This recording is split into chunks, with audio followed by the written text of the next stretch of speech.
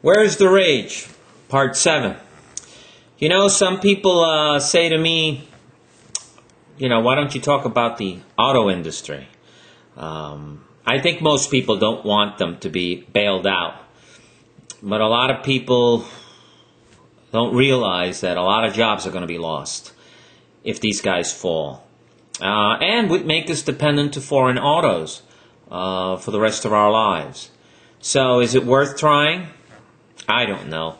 I've been driving Japanese for a long time for the simple reason that, American cars really came to suck. I mean, big time. They're asking a lot of money, they la la la la la la, and the Japanese cars were running forever. So in that case, let them go, let them go. I really don't have an opinion. But the people around me have a very strong opinion. They say no, let them go into bankruptcy. It's the best thing that's happened to them. They do have a point, The point being that a lot of the airlines, how many airlines do we fly that filed for bankruptcy, reordered their house, stopped paying their bills for a while? They are flying, they are doing quite okay, even with all the crisis, the oil crisis and everything else. So terrorism, oil, you can go on, but they've survived. So I think we should let it be an organic thing, an inner inertia. If they're going to survive, they're going to survive. And if there's no willpower, there's no willpower. And the unions get too much money. Yeah, they have. They've pushed the envelope. But the reason there's unions is because there's minimum wage. And I don't need to go into that topic. The other thing I wanted to talk about was education. Kids are coming out of school as dumb can be. Just now with the stimulus package, a lot of guys are cutting, guess what? Unemployment and education.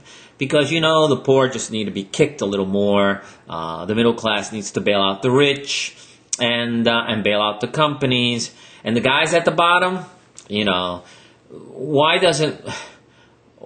what's all this flooding going on? Why aren't there levees being built? Why isn't there infrastructure in this country being built? Where's the money of the richest country in the world going to? I don't know. It isn't coming back to us in any form, way, or shape. It's not coming back in minimum wage. It's not coming back in infrastructure. It's not coming back in education. It goes into more cops, more jails, 3 strikes you're out. It goes into the death penalty. There's a lot of anger out there. It seems that we use our own money to beat ourselves up. And now there's this financial disaster. And maybe this financial disaster will help us, with the rage that the people have, form some sort of, political policy, some sort of industrial guidelines, financial, monitoring that'll keep everybody in line. But going back to education, we're ranking way down there at the bottom, people. And a friend of mine says, hey, why don't you send them to Cuba? Cuba has barely any money for education. They'll be lucky if they have chalk to write on the blackboard. They'll have second-hand or used lead pencils. But it seems that Fidel teaches them mathematics, teaches them biology. It looks like the Cuban schools under the so-called communist regime is educating its kids in the basics. And it seems that the richest country in the world with all this money is just putting out dummies by the truckload.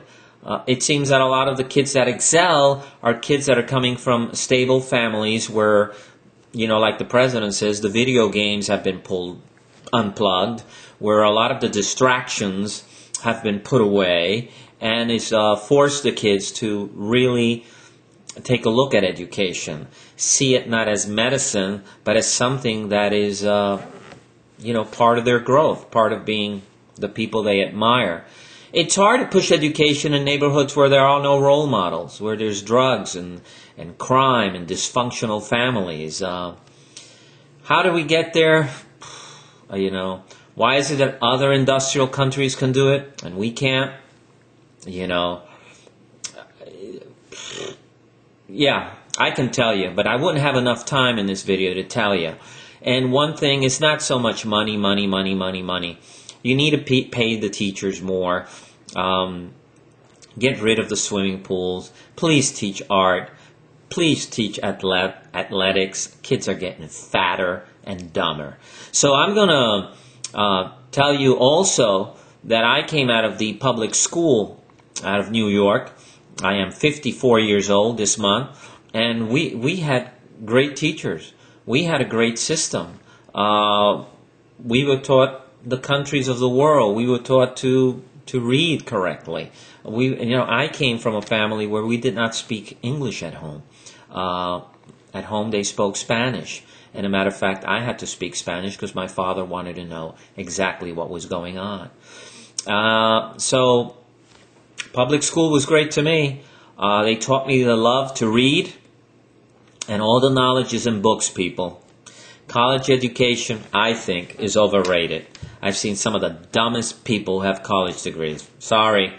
I think that if you have that inner feeling or that inner power to want to learn languages, I speak German, I'm fluent in Spanish, and I'm always trying to learn something.